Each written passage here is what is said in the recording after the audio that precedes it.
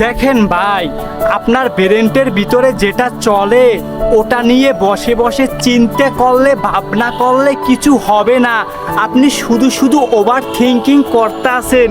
দেখেন, আপনার ব্রেনের ভিতরে যেটা চলে ওটা আপনি বাস্তব জীবনে নিয়ে আসেন, রিয়েল লাইফে নিয়ে আসেন।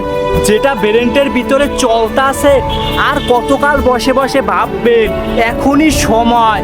যেটা ব্রেনের ভিতরে চলে ওটাই শুরু করে দেন, ওটাই করা শুরু করে দেন। দেখবেন ওটা যখন শুরু করে দিবেন তখনই আপনি ওখান থেকে কিছু করতে পারবেন।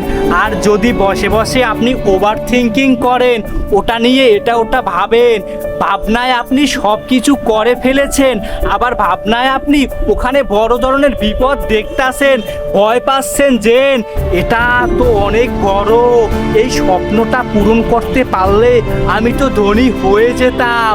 এখন আমি তো পারবো না, আমি তো সাধারণ মানুষ, এই ঝামেলা ফেস করতে হবে। আমি কিভাবে ফেস করব?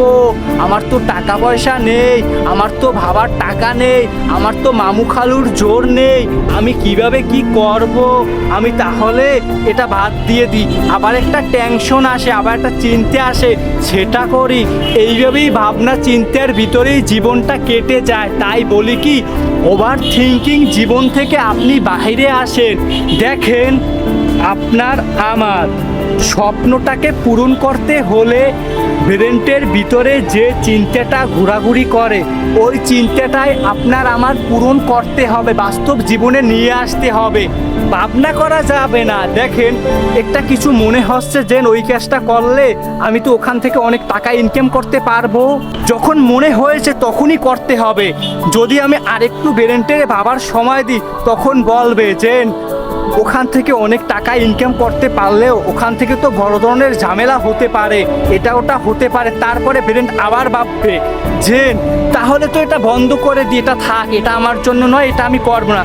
তাহলে ব্রেনটা আমার তিনভাবে ভাবনায় বিভক্ত হলো।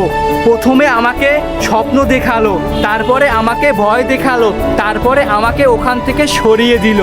আমি যদি যখন স্বপ্ন দেখেছি তখন যদি আমি শুরু করে দিতাম তাহলে তো ওই ভয়টার আমার ভিতরে আসতো না। ভয়টা না আসলে তো আমি ওখান থেকে সরে যেতাম না। আমি শুরু করতাম, আমি অ্যাকশন নিতাম, অ্যাকশন নেওয়ার পরে যেটা হবার সেটা তো হতো, সেটা তো আমি রিয়েল লাইফে আমি ফেস করতাম। দেখেন, তাই বলি কি, আপনার ব্রেনটে যেটা আসুক না কেন আপনি ওটাই রিয়েল লাইফে নিয়ে আসেন। আর কত বসে বসে ওভার থিঙ্কিং করবেন?